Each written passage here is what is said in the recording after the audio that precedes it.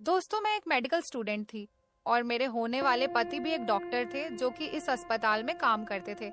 एक बार मेरे होने वाले पति हमारे घर पर आए। उसे दिन उन्होंने मेरी मम्मी को तो दोस्तों, जिस दिन मुझे अपनी मेडिकल की डिग्री मिली, उस दिन मैं बहुत ज्यादा खुश थी। खुशी से मेरी आंखों में आंसू आ गए। आज मैंने अपने पिता का सपना पूरा कर दिया था। वह हमारे बीच में नहीं थे, लेकिन फिर भी मुझे ऐसा महसूस हो रहा था जैसे वह हमारे पास में ही हो और मेरी खुशी में खुश हो रहे हों। अगर आज मेरे पिता जिंदा होते तो वह इस बात पर बहुत ज्यादा खुश होते। उन्हें मुझ पर बहुत प्राउड फील होता। अपने पिता को याद करते हुए मैं दोबारा से रोने लगी। माँ ने मुझे गले लगाया और मुझे प्यार करने लगी। मैं अपने माता पिता की इकलौती संतान थी और बचपन से ही मैं अपने माता पिता की बहुत लाडली रही हूँ। मेरी हर ख्वाहिश मुंह से निकलने से पहले ही पूरी हो जाती थी। जब मैं पैदा हुई थी तो मुझे देखकर मेरे पिता ने अपने सपने के बारे में बताया था। उनका सपना था कि वह डॉक्टर बने, लेकिन वह घर में सबसे बड़े थे और सारी जिम्मेदारियां उन्हीं पर थी। इसी वजह से उन्हें अपने सपने को पीछे छोड़ना पड़ा। लेकिन वह मुझे डॉक्टर बनाकर अपने सपने को सच होता हुआ देखना चाहते थे। इसी वजह से बचपन से ही मेरे जहन में यह बात बैठ गई थी कि मुझे डॉक्टर बनना है। मैं बचपन से ही बहुत ज्यादा इंटेलिजेंट थी और मैं बहुत ज्यादा खूबसूरत थी। मुझे मेरे बारे में, मेरी खूबियों के बारे में बहुत अच्छे से पता था और यही चीज थी जिसने मुझे घमंडी बना दिया था। मैं खुद से कम लोगों को बात करने के लायक भी नहीं समझती थी। लेकिन फिर अचानक एक दिन मेरे पिता का देहांत हो गया। मेरे पिता का कारोबार बहुत बड़ा था। उनके देहांत के बाद मेरे पिता का कारोबार मेरे चाचा ने संभाल लिया। हर महीने वह मेरे अकाउंट में बहुत सारे पैसे ट्रांसफर कर देते थे। मेरे पास पैसों की कोई कमी नहीं थी। डिग्री कंप्लीट होने के बाद मेरी जॉब शुरू हो गई। मेरी जॉब शहर के सबसे बड़े सरकारी हॉस्पिटल में हुई। वहां मुझे बहुत सारी नई चीजें सीखने को मिली। मेरी यही ख्वाहिश थी कि मैं इसी हॉस्पिटल में जॉब कर लूं। मैंने भगवान से प्रार्थना की थी कि मुझे इसी हॉस्पिटल में जॉब मिल जाए, लेकिन शायद भगवान ने मेरी किस्मत में कुछ और ही लिखा था। इंटर्नशिप के कंप्लीट होने के बाद जब मैंने वहां अपनी जॉब की बात की तो वहां मेरी जॉब लग गई। लेकिन जब मैंने घर जाकर अपनी माँ को बताया कि मैं हॉस्पिटल में नौकरी करना चाहती हूँ, मेरी माँ ने मेरी बात सुनकर मुझसे जो कहा वह सुनकर मुझे बहुत ज्यादा हैरत हुई और गुस्सा भी आने लगा। मेरी माँ ने मुझसे कहा कि तुम नौकरी नहीं कर सकती। यह सुनकर मेरा दिमाग खौलने लगा। मैंने अपनी माँ से कहा कि मैंने इतनी पढ़ाई किस लिए की है जब मुझे नौकरी ही नहीं करनी थी। मेरा इतना ज्यादा पढ़ने का और मेहनत करने का क्या फायदा। लेकिन मेरी माँ ने मेरी कोई भी बात नहीं सुनी और अपनी बात ही कहे जा रही थी। जब मैंने कह दिया कि तुम नौकरी नहीं करोगी तो नहीं करोगी और यह मेरा आखिरी फैसला है, यह कहकर माँ अंदर चली गई। माँ का यह फैसला सुनकर मेरी आंखों में आंसू आ गए। मेरा इतना बड़ा सपना पूरा होने के बाद भी मुझे कुछ हासिल नहीं हुआ था। मुझे लग रहा था जैसे सब कुछ पाकर भी मैं खाली हाथ रह गई हूँ। मैं अपनी माँ की बात समझने की कोशिश कर रही थी।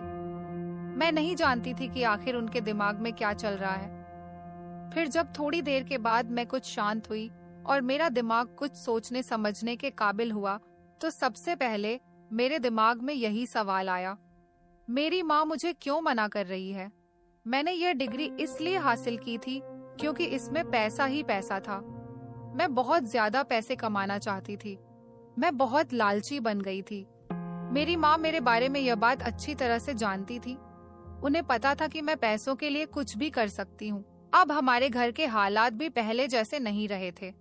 पिताजी का कारोबार भी एकदम से गिरना शुरू हो गया था।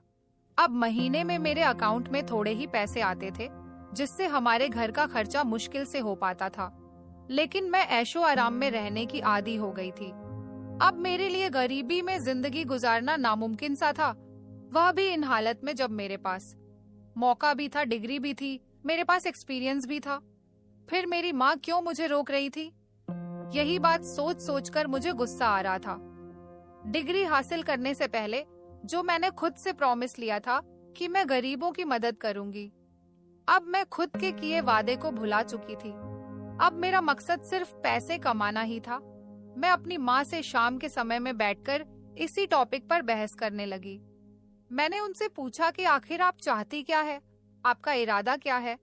अगर आपने मुझे ऐसे ही घर बिठाना था, बाकी लड़कियों की तरह मेरी शादी ही करनी थी, तो मुझे इतना लिखाया पढ़ाया क्यों? क्यों मेरी रातों की नींद खराब की? मैंने जो इतनी मेहनत की है उसका क्या? मेरी बात सुनकर मेरी माँ कुछ भी नहीं बोली और सुकून से बैठी रही। थोड़ी देर बाद वो कहने लगी कि तुम फिक्र मत करो, मैं तुम्हारी डिग्री को खराब नहीं होने दूंगी। मैं तुमसे सिर्फ इतना कह रही हूँ कि तुम किसी हॉस्पिटल में जॉब नहीं करोगी, बल्कि मरीज तुम्हारे घर ही आ जाया करेंगे। माँ की बात सुनकर मुझे हैरत हुई।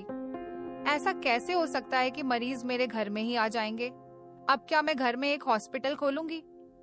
माँ ने कहा कि तुम यही समझ लो। मेरी माँ ने जो थोड़े बहुत पैसे इकट्ठे कर रखे थे, उससे उन्होंने मुझे घर में ही एक क्लिनिक खोल दिया। फिलहाल मेरे लिए यही बहुत था। हर रोज दिन में मेरी माँ 1 या 2 मरीज मेरे पास ले आती थी, जिनसे फीस में मैं सिर्फ 500 ही लेती थी। इससे ज्यादा फीस लेने की मुझे मेरी माँ की तरफ से इजाजत नहीं थी। मैंने इस बारे में अपनी माँ से काफी बार बात की कि मैं एक डॉक्टर हूँ, मैं जितनी अपनी मर्जी से चाहे उनसे फीस लूं, लेकिन मेरी माँ मुझे डांटकर खामोश कर देती। अब मैंने अपनी माँ से बहस करना छोड़ दिया था, क्योंकि मैं डर गई थी। अगर मेरी माँ मुझसे काम करने को मना कर देती तो मैं इन पैसों से भी जाती। मैं अपने दोस्तों पर रश्क कर रही थी जो लाखों के हिसाब से कमाते थे और ऐसे ही उड़ाते थे। अगर जिंदगी थी तो उन्हीं लोगों की जिंदगी थी। अब मैं ज्यादातर यही सोचती और खुद को कोसती रहती। आखिर मुझे डॉक्टर बनकर क्या मिला? इससे तो अच्छा था कि मैं कोई और काम कर लेती। लेकिन एक और बात जिस पर मुझे अपनी माँ पर गुस्सा आता था, वह ये थी कि वह एक दिन में सिर्फ 2 या 3 मरीज ही लाती थी और इससे ज्यादा नहीं ला पाती थी, जबकि मैं चाहती थी कि ज्यादा से ज्यादा मरीज मेरे पास आए ताकि मैं बहुत सारे पैसे कमा सकूं। पैसों के लिए मेरा लालच बढ़ता चला जा रहा था। एक दिन अचानक मेरे दिमाग में ख्याल आया कि मेरी माँ मुझे 500 से ज्यादा फीस क्यों नहीं लेने देती, और फिर यह मरीज लाती कहाँ से है? ये सारे मरीज उन्हें कहाँ पर मिलते हैं? मैंने 1-2 बार अपनी माँ से पूछने की कोशिश की, लेकिन वह मेरी दूसरी बात शुरू करके बात को टाल देती थी। अब मुझे उन पर शक होने लगा था। मेरे दिमाग में अजीब अजीब फितूर आने लगे थे। रात को जब मैं सोने के लिए लेटती थी तो उसका चेहरा मेरी नजरों के सामने घूमने लगता था। चाहकर भी मैं उसे नहीं भुला पा रही थी।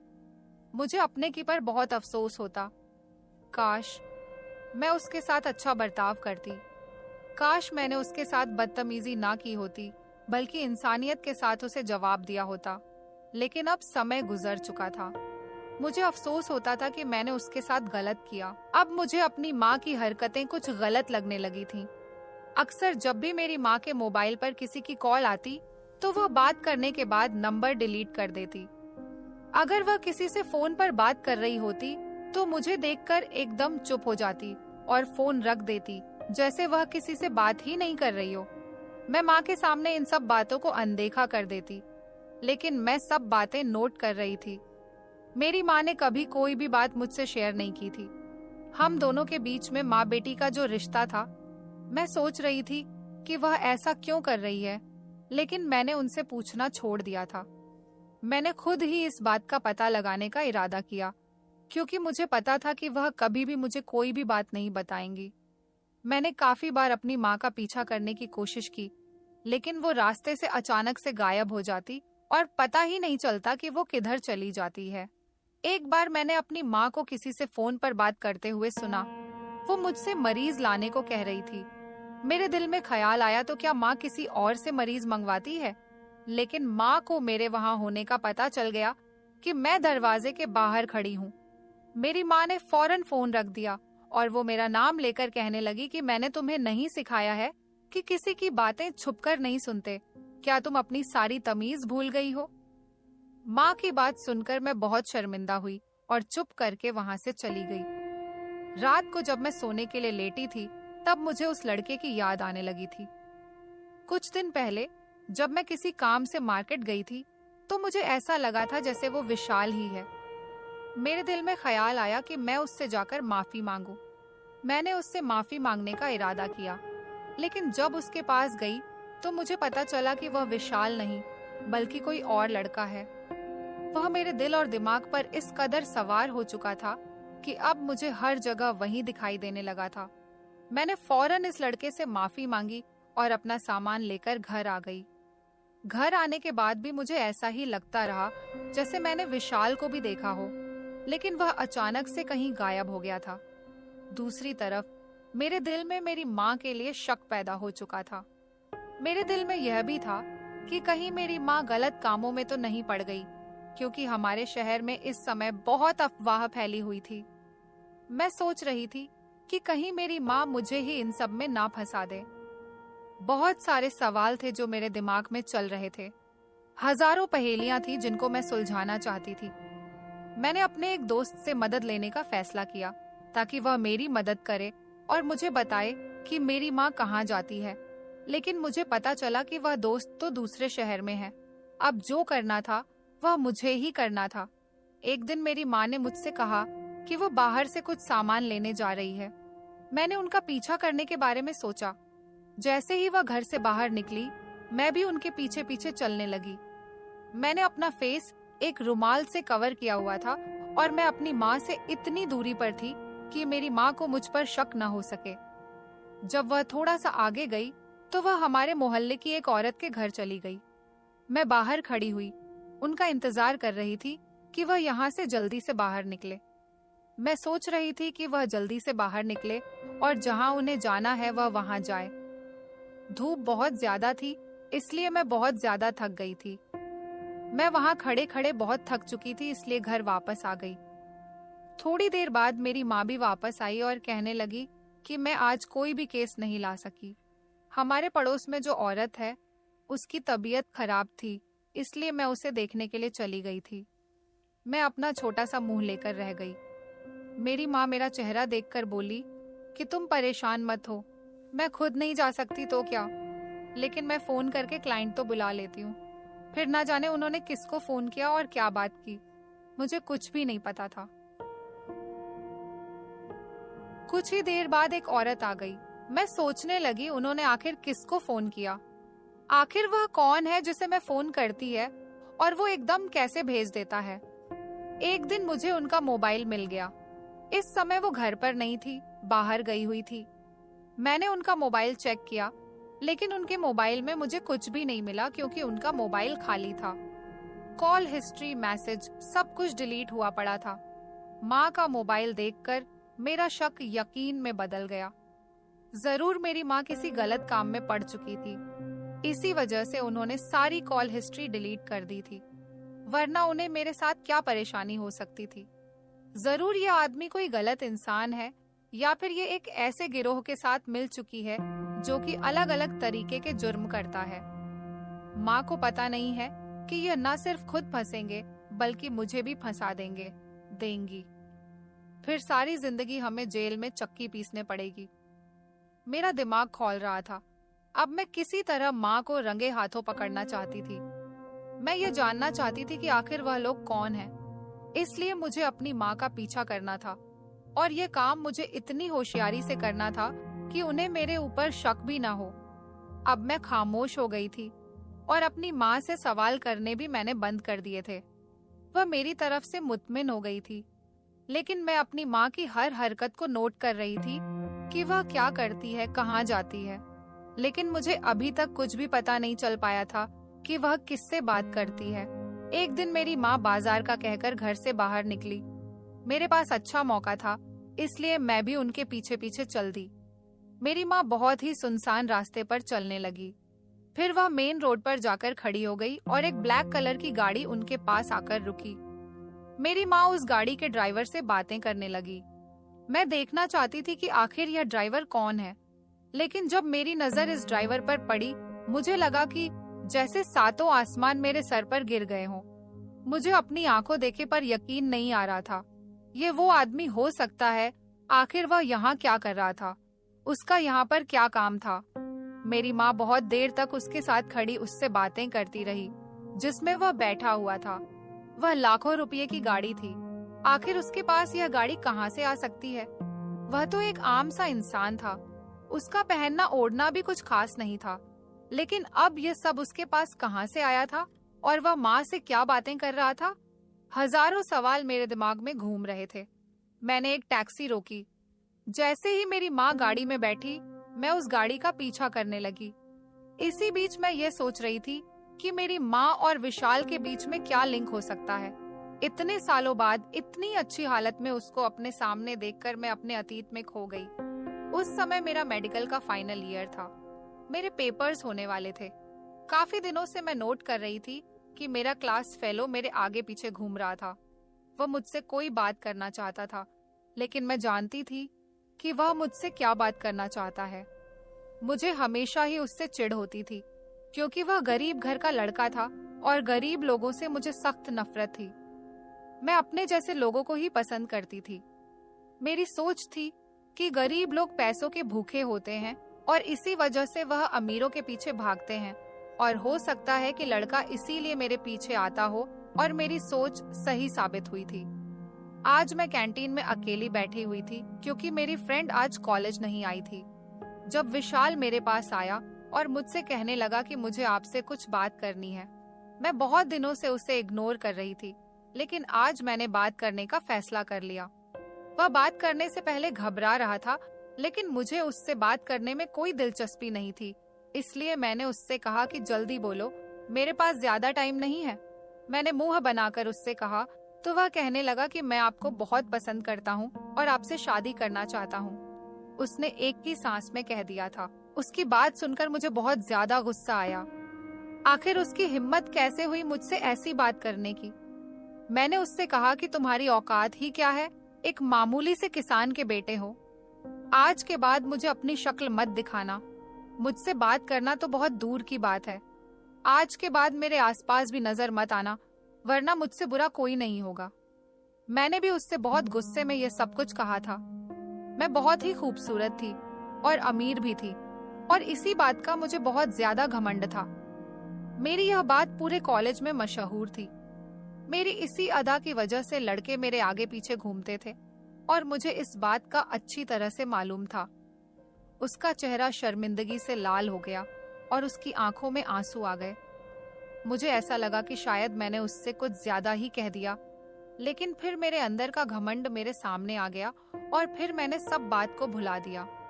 उसके बाद पेपर तक वह मुझे अपने आसपास भी नहीं दिखाई दिया, लेकिन इस सब के बाद से मुझे बेचैनी सी होने लगी थी। मुझे उसे अपने आसपास देखने की आदत हो चुकी थी, और अब अचानक वह गायब हो गया था। मैंने खुद को बहुत कोसा और फिर अपनी सारी तवज्जो अपने पेपर्स पर कर ली, क्योंकि यह मेरे फ्यूचर का सवाल था। मैं श्याम से लड़के की वजह से अपना फ्यूचर खराब नहीं कर सकती थी, और फिर हमारे फाइनल ईयर के पेपर भी कंप्लीट हो गए। मैंने वहां पर भी उसे नहीं देखा। मैं नहीं जानती थी कि उसने पेपर दिए हैं या नहीं। मुझे पैसों से बहुत मोहब्बत थी। मैं बहुत ज्यादा लालची थी, और मैं दोस्ती भी सिर्फ ऐसे लोगों से ही करती थी जो बहुत ज्यादा अमीर हो। फिर जब मेरी इंटर्नशिप वाली जॉब शुरू हुई, तो वहाँ एक डॉक्टर था जो बहुत ज्यादा खूबसूरत और हैंडसम था। वह बिल्कुल वैसा ही था जैसा मुझे चाहिए था। उसके चेहरे पर हमेशा मुस्कुराहट रहती थी। जब मैंने उसे पहली बार देखा, मैंने उसी समय भगवान से प्रार्थना की थी कि मुझे इसी हॉस्पिटल में जॉब मिल जाए और मैं इस लड़के के साथ काम करूं। लड़कियां उससे बहुत ज्यादा इम्प्रेस होती थी, बल्कि मेरे डिपार्टमेंट की तो सारी लड़कियां ही उसे पर अपना दिल हार बैठी थी। वह भी सबके साथ बहुत अच्छे से बात करता था। मैंने भी उसे कभी किसी के साथ बदतमीजी करते हुए नहीं देखा था। मेरे साथ भी वह ऐसे ही बात करता था जैसे और लड़कियों के साथ करता था। लेकिन मैं दिल ही दिल में उससे प्यार करने लगी और उसके साथ शादी करने के सपने देखने लगी। शायद प्यार से बात करना उसकी एक आदत थी, लेकिन मैं उसकी इस आदत को गलत समझ बैठी और मुझे यह लगने लगा कि वह भी मुझे पसंद करता है, क्योंकि वह सब लड़कियों से ज्यादा मुझसे बात करता था और मुझसे हंसी मजाक भी बहुत करता था, और मैं बहुत खूबसूरत थी और एक अच्छी फैमिली से बिलोंग करती थी, इसलिए वह भी मुझ पर फिदा हो गया हो। वह मुझे इग्नोर कर ही नहीं सकता था। आखिर वह मुझे इग्नोर करता भी कैसे? मैं अपनी एक अदा से किसी का भी दिल धड़का सकती थी। अब मैं इस बात का इंतजार कर रही थी कि वह खुद से अपनी मोहब्बत का इजहार करे। मैं खुद से मोहब्बत का इजहार करना नहीं चाहती थी। मैं कितनी भी मॉडर्न थी, लेकिन यह बात मुझे गवारा नहीं थी कि मैं खुद उससे अपने प्यार का इजहार करूं। इस सब में मुझे बहुत समय गुजर गया। उसने मुझसे कोई बात नहीं की। उसका बर्ताव मेरे साथ ऐसा ही था। एक दिन अपने दिल के हाथों मजबूर होकर मैंने उससे खुद ही बात करने का फैसला किया और फिर उसे अपने दिल की बात बता दी। उसने मुझे उस समय कोई भी जवाब नहीं दिया। मुझे बहुत ज्यादा शर्मिंदगी हुई। मेरे साथ ऐसा पहली बार हुआ था। किसी ने मुझे ऐसे इग्नोर किया था। मैं खुद भी नजर मिलाने के काबिल नहीं रही थी। मैं बहुत ज्यादा शर्मिंदा हो रही थी और सोच रही थी कि आखिर मुझे किस बात की जल्दी थी। मुझे थोड़ा और इंतजार करना चाहिए था, लेकिन अभी मुझ पर एक और कयामत टूटनी बाकी थी। अब जो मेरे साथ होना था वह मैं सोच भी नहीं सकती थी। एक दिन जब मैं अपने कलीग के साथ बैठी, जब वह लड़का वहां पर आया, मैंने उससे अपनी नजरें फेर ली। मैं नहीं जानती थी कि उसके दिमाग में क्या चल रहा है और मुझे सबका पता भी नहीं था कि मैंने उसे जो भी बात की थी, अपनी मोहब्बत का इजहार किया था, वो सब उसने रिकॉर्ड किया हुआ था। वो रिकॉर्डिंग उसने मेरे सब कलीग्स के सामने ऑन कर दी। उस समय मैं भगवान से यही प्रार्थना कर रही थी कि जमीन फट जाए और मैं उसमें समा जाऊं या कयामत आ जाए और सब कुछ खत्म हो जाए। फिर उसने मुझसे कहा कि मेरी तो एंगेजमेंट हो चुकी है, मैं तुमसे शादी नहीं कर सकता। तुम ये ख्याल अपने दिलो दिमाग से निकाल दो। पता नहीं क्यों उसकी बात सुनकर मेरी आंखों में आंसू आ गए और मैं फौरन वहां से चली गई। मुझे बहुत ज्यादा अफसोस हो रहा था कि अगर उसने मुझे मना ही करना था तो अकेले में भी तो कर सकता था। इस तरह सबके सामने मेरी इंसल्ट करने का क्या मकसद था। इस सब के बाद वो मुझसे वैसे ही नॉर्मल अंदाज में बात करता रहा, लेकिन मैंने उसकी तरफ देखना भी बंद कर दिया था। उसके लिए ये शायद आम सी बात थी, लेकिन मेरे लिए बहुत बड़ी इंसल्ट हो गई थी। मेरे सब दोस्तों और कलीग्स ने मेरा बहुत मजाक बनाया था, लेकिन फिर समय के साथ साथ मैं ये बात भूल गई। लेकिन मुझे इस बात का एहसास हो रहा था कि मैंने भी एक दिन किसी के साथ ऐसा ही बर्ताव किया था। ऐसे ही सबके सामने उसकी इंसल्ट की थी और उसकी मोहब्बत का मजाक बनाया था।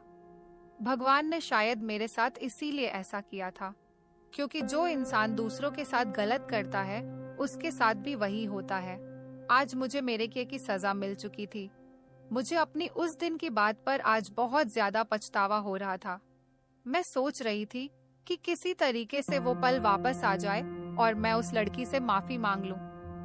अचानक वो गाड़ी एक जगह जाकर रुकी और मैं उसी समय अपने होश में आ गई।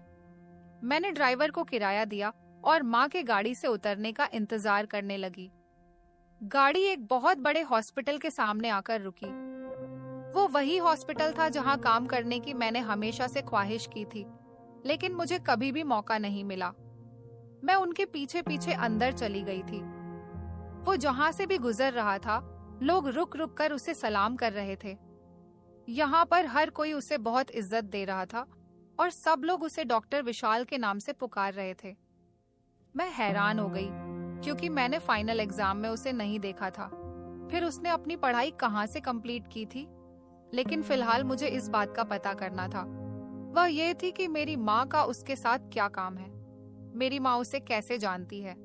मेरा दिमाग सोच सोच कर थक गया था, लेकिन मुझे कहीं से भी कोई सिरा नहीं मिल रहा था जिसे पकड़कर मैं सारी कहानी सुलझा लूं। फिर मुझे देखकर बहुत ज्यादा हैरत हुई कि वह डॉक्टर जिसने मेरी इंसल्ट की, यह विशाल के गले लग रहा था और बहुत हंसी खुशी उससे बातें कर रहा था।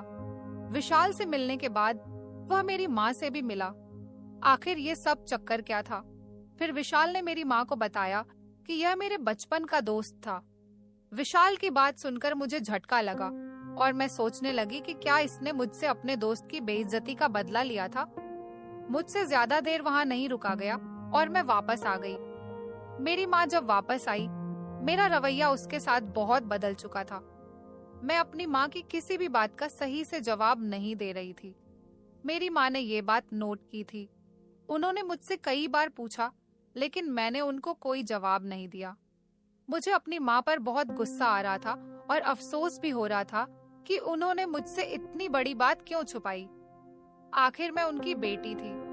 काफी दिन तक मैंने अपनी माँ से कोई बात भी सीधे मुंह से नहीं की थी। फिर एक दिन मेरी माँ ने तंग आकर मुझसे पूछ ही लिया, आखिर तुम्हें क्या हुआ है? मैंने काफी दिनों से तुम्हारे बर्ताव में बहुत बदलाव देखा है। तुम मेरी किसी भी बात का सही से जवाब नहीं दे रही हो और ना ही खुद मुझसे कोई बात कर रही हो। मेरा गुस्सा इतने दिनों से जो सिर्फ मेरे अंदर था, अब वो बाहर आ गया था। मैंने अपनी माँ से कहा, क्या आपको शर्म नहीं आती? आपने अपने से आधी उम्र के लड़के के साथ चक्कर चलाया हुआ है। आपको पता होना चाहिए कि आपकी एक जवान बेटी है अपनी, नहीं तो कम से कम मेरी इज्जत का तो ख्याल किया होता। अचानक मेरी माँ ने एक जोर का थप्पड़ मेरे मुंह पर लगाया। मैं एकदम से हक्का बक्का रह गई। मेरी माँ गुस्से से कहने लगी, क्या बकवास कर रही हो? मुझे बताओ क्या बात है? जरूर तुम्हें कोई गलतफहमी हुई है। मैंने अपनी माँ से पूछा कि वह इस विशाल को कैसे जानती है। मेरी माँ कहने लगी, मैं नहीं चाहती थी। क्या तुम घर से बाहर निकलकर नौकरी करो? मैं जानती थी कि तुम बहुत लालची हो। अगर तुमने किसी हॉस्पिटल में जॉब की तो तुम गरीबों को लूटना शुरू कर दोगी। तुम्हारे पिता ने मुझसे वादा किया था कि मैं तुम्हारी परवरिश ऐसे करूं कि तुम डॉक्टर बनकर दूसरों की मदद करो, उनका मसीहा बनो, न कि अपने फायदे के लिए काम करो। मैंने उनसे वादा किया था कि मैं तुम्हारी ऐसी ही परवरिश करूंगी कि तुम लोगों के लिए मसीहा बनोगी। यही वजह थी जो मैंने तुम्हें हॉस्पिटल में जॉब नहीं करने दी, क्योंकि मैं तुम्हारी सोच जान चुकी थी। इसी वजह से मैं हॉस्पिटल गई और वहाँ मेरी मुलाकात डॉक्टर विशाल से हुई। वह मुझे तुम्हारी वजह से जानता था। मुझे परेशान देखकर उसने मुझसे मेरी परेशानी की वजह पूछी। मैंने उसको सारी बात बता दी। उसने कहा कि आपको परेशान होने की जरूरत नहीं है। वह हॉस्पिटल विशाल के पिता का था। उसने मुझसे यह कहा कि मैं तुम्हें घर में क्लिनिक खुलवा दूं और मरीज भेजना उसका काम है, और उसने मुझसे कहा था कि मैं तुम्हें इसके बारे में कुछ न बताऊं। वह जानता था कि तुम मुझसे नफरत करती हो। यही वजह थी कि मैं मोबाइल से उसका नंबर डिलीट कर देती थी ताकि तुम्हें पता न चले। जब वह हॉस्पिटल में होता था वह खुद ही मरीज भेज देता था, लेकिन जब वह हॉस्पिटल में नहीं होता था फिर मुझे जाना पड़ता था। इन मरीजों से हम आधे पैसे लेते थे और जो आधे पैसे भी नहीं दे सकते थे उनका मुफ्त में इलाज कर रहे थे। अपनी माँ की बातें सुनकर मुझे अपने ऊपर बहुत गुस्सा आया। मैं अपनी माँ के बारे में इतना गलत कैसे सोच सकती थी। मैंने उनके आगे अपने हाथ जोड़े और उनसे माफी मांगने लगी।